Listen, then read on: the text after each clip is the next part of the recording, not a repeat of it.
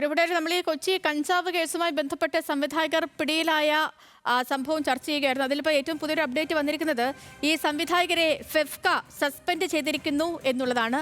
അപ്ഡേഷനുമായി നമുക്കൊപ്പം സഹിൻ ആന്റണി ഉണ്ട്. സഹിൻ, ഇപ്പോൾ എക്സൈസ് കസ്റ്റഡിയിലെടുത്തു, ജാമ്യത്തിൽ വിട്ടയച്ചു, പിന്നാലെ ഫെഫ്കയുടെ നടപടി, പറയാൻ വിവരങ്ങൾ.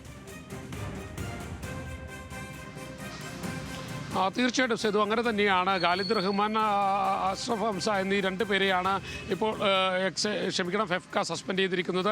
എക്സൈസ് ഇന്നലെ രാത്രിയായിരുന്നു ഈ രണ്ട് സംവിധായകരെയും പിടികൂടിയത്. ഹൈബ്രിഡ് കഞ്ചാവുമായി സംവിധായകരെ എക്സൈസ് പിടികൂടുകയായിരുന്നു. ഇതിന് തൊട്ട് പിന്നാലെയാണ് ഇപ്പോൾ ഈ ഫെഫ്കയുടെ നടപടി ഉണ്ടായിരിക്കുന്നത്. ഫെഫ്ക കഴിഞ്ഞ ദിവസം തന്നെ വാർത്താ സമ്മേളനത്തിലൂടെ കൃത്യമായ ഒരു അറിയിപ്പ് സിനിമാ പ്രവർത്തകർക്ക് നൽകിയിരുന്നതായിരുന്നു. ലഹരി ഉപയോഗിക്കുന്ന ആരെയും ഇത്തരം സംഘടനകളിൽ വെച്ചു പൊറുപ്പിക്കില്ല എന്നുള്ളത്.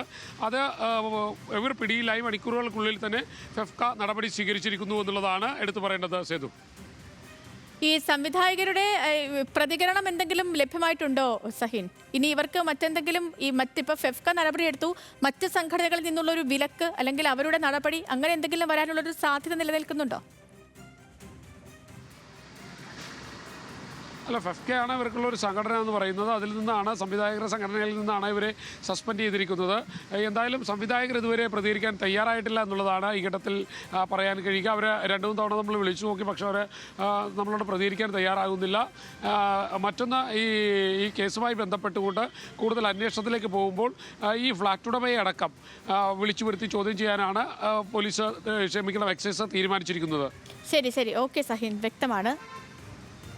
ഏറ്റവും പുതിയ അപ്ഡേഷൻ, ഈ ഹൈബ്രിഡ് കഞ്ചാവ് കേസുമായി ബന്ധപ്പെട്ട് കൊച്ചിയിൽ പിടിയിലായ സംവിധായകർക്കെതിരെ ഫെഫ്കയുടെ നടപടി വരുന്നു എന്നുള്ളതാണ്. സഹിൻ ആന്റണിയാണ് വിവരങ്ങൾ നൽകിയത്.